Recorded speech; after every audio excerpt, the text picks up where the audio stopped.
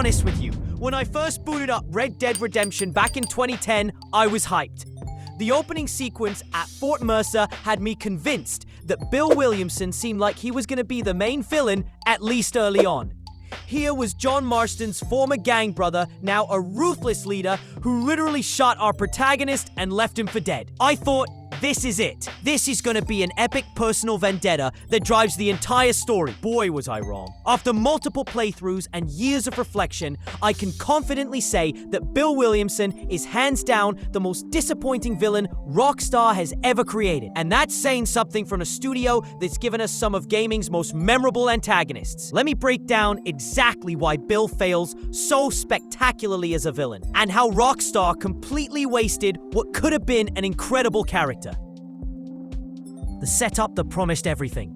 Let's start with what Rockstar got right. The initial setup. Bill Williamson had everything going for him on paper. He's John's former partner in crime, someone who knew him intimately during their outlaw days. There's personal history there, betrayal, and even hints of romantic rivalry, as there are rumors that Bill had some kind of history with Abigail before John. The man literally shoots John in the opening act and walks away like a boss, declaring, "Now I'm in charge. No more Dutch and no more you." That moment gave me chills. I genuinely believed I was about to experience one of gaming's great personal rivalries. The stage was set for a cat and mouse game between former brothers, a psychological battle that would span the entire campaign. Bill was positioned as public enemy number one, the primary target that government agents specifically wanted John to eliminate. But here's where everything starts falling apart. That incredible setup lead. Vanishing Act. After that explosive introduction, Bill essentially disappears from the story for massive chunks of the game. Think about that for a second. Your supposed main antagonist, the guy who shot the protagonist, spends most of the narrative either off-screen or running away. By the time you finally assault Fort Mercer, Bill has already fled to Mexico, leaving his gang behind. He fled to Mexico like a coward. This is where I realised Rockstar had no idea what to do with Bill as a character. Instead of being a constant menacing presence throughout John's journey, he becomes this elusive figure who's always one step ahead, but never actually does anything meaningful. He's not orchestrating elaborate schemes. He's not psychologically tormenting John. He's not even building his power base in interesting ways. He's just running. Compare this to how Rockstar handles other villains. Dutch van der Linde hoards the entire narrative of both games, his philosophy and influence. Every major story beat. Micah Bell is a constant thorn in your side throughout RDR2, manipulating situations and sowing discord. Even GTA villains like Officer Tenpenny or Dmitry Rascalov maintain their presence and influence throughout their respective stories. Bill? He burns down a barn out of spite and then vanishes for hours of gameplay. The Mexico disappointment. When the story shifts to Mexico, I thought this would be Bill's time to shine. Here's where we'd see him in his element. Maybe building alliances, showing his cunning, proving why he's such a threat. Instead, Bill becomes Colonel Allende's lapdog.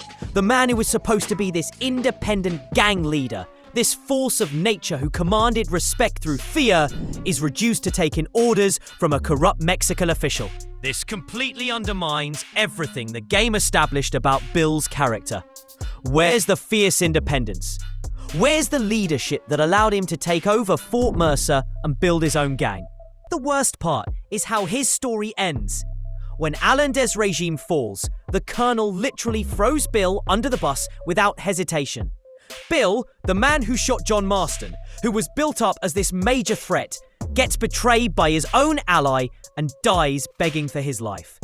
There's no epic showdown, no meaningful dialogue between him and John, no resolution to their personal conflict.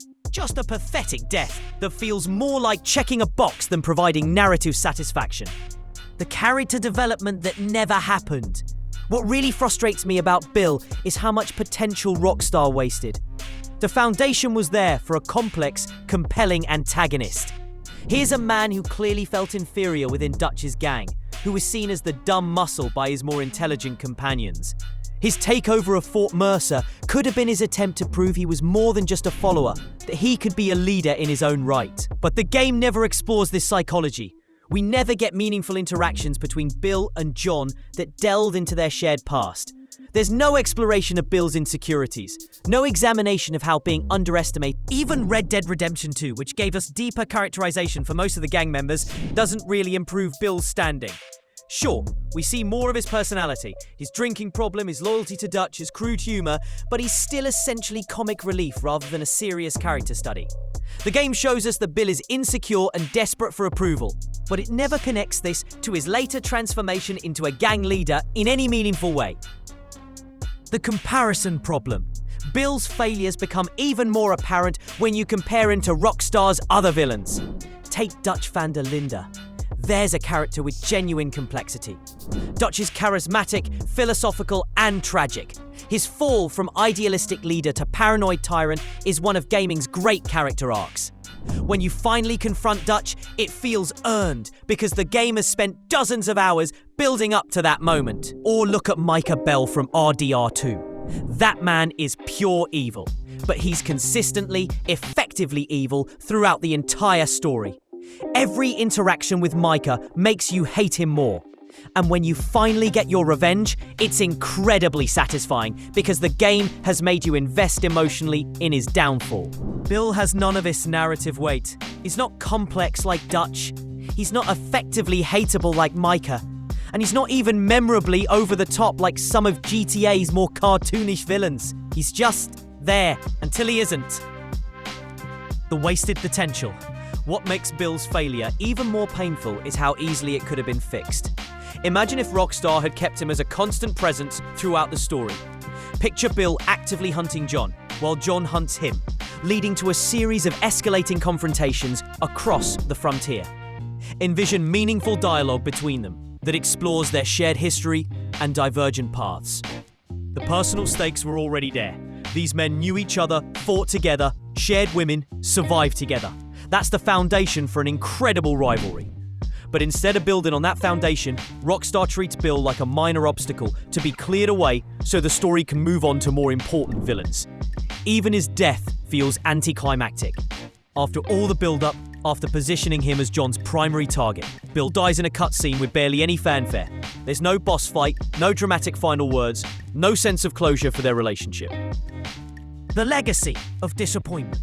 Years later, when people discuss great Rockstar villains, Bill Williamson is rarely mentioned. And that's a shame, because he should have been one of their best. The setup was perfect, the personal connection was there, and the potential for psychological depth was enormous. Instead, we got a villain who starts strong and then fades into irrelevance. A character who's built up as a major threat but spends most of his screen time running away or taking orders from others. A man whose death feels more like relief that we can finally move on to better antagonists than any sense of justice or closure.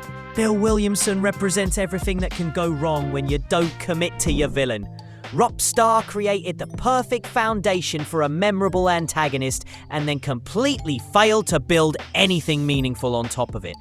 In a catalogue filled with iconic bad guys, Bill stands out for all the wrong reasons, as the villain who could have been great but ended up being completely forgettable. That's why, in my opinion, Bill Williamson isn't just a bad villain, he's the worst written villain in Rockstar's entire history. Not because he's poorly conceived, but because he's so thoroughly wasted.